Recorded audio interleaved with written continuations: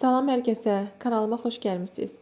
Əgər çayın yanına yumuşaq, ağızda dağılan, kövrək, asan hazırlanan peçeni resepti istəyirsinizsə, bu videonu sonacan izləyib, kanalıma hələ də abunə deyilsinizsə, abunə olub videomu bəyənməyi unutmayın. Gecəyi hazırlama qaydasına qaba 1 ədəd bütöv və 1 yumurtanın ağını əlavə edirəm.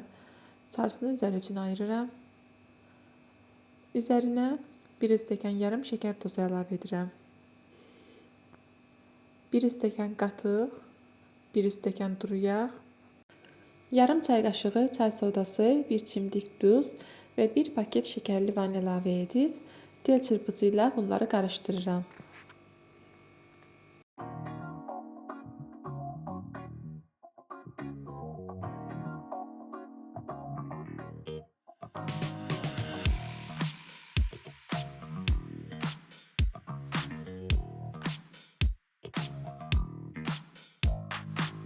Üzərinə götürdüyüm unun bir hissəsini əlavə edirəm. Və 1 paket qabartma tozu əlavə edirəm. Tel çırpıcı ilə bunları biraz qarışdırıram.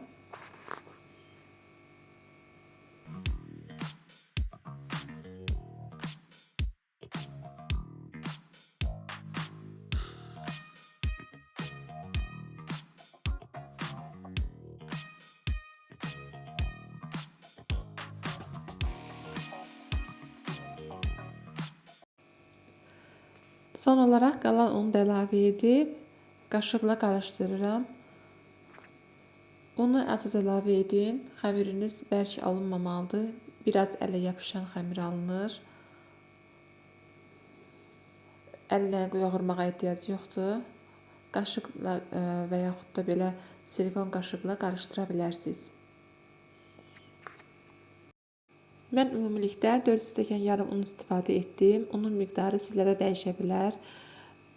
Bu cür xəmir olur. Əlimizi biraz duru yağa vuraraq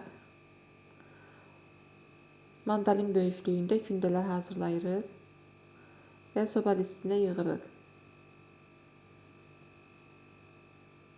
Soba listinə yığarkən biraz məsafəli qoyun ki, bişərkən qavarı bir-birinə yapışmasın.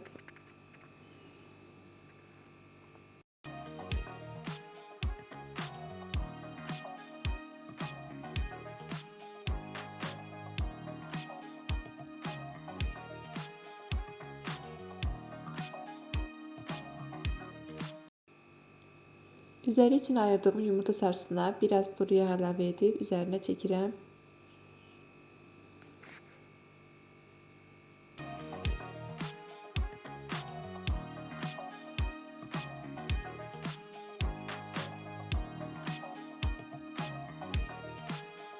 Və ən sonda üzərinə xırda doğradığım qoz ləpəsi əlavə edirəm. İstəyə görə şəkər tozu və ya başqa ləpə əlavə edə bilərsiniz. Öncədən isidilmiş 180 dərəcəlik sobada 600 rejimdə üzəri qızarana qədər pişməyə qoyuram. Peçenilərimiz artıq pişdi, sobadan çıxardım. İsti və soyuq halda çox dadlı olur. Hətta bu peçenilər günlərcə qalsa belə boyatlamır. Evdə hər kəs çox bəyəndi. Siz də könül rahatlığı ilə hazırlaya bilərsiniz. İnanılmaz dadlı və yumuşaq olur. Hazırlayıb mənimlə fikirlərinizi bölüşməyi unutmayın. Asan və ləzzətli reseptlər üçün mütləq kanalımı izləmədə qalın.